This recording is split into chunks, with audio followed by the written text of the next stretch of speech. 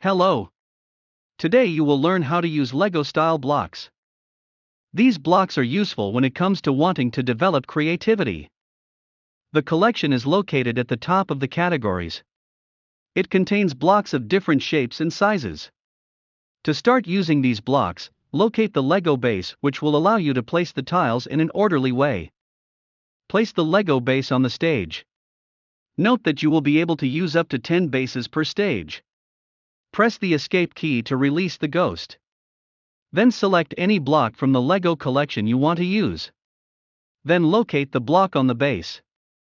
When the block glows red, it means that you cannot place it because it is not aligned with the sockets of the base.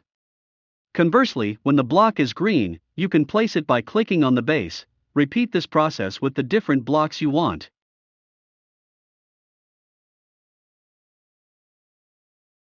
You can either place the blocks on the base or on top of each other.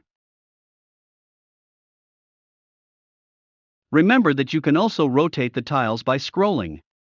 You can also move the block over the sockets of the base by holding down the Alt key and moving the scroll of your mouse. This way you can locate the Lego tiles in any way. You can also change the color of the blocks.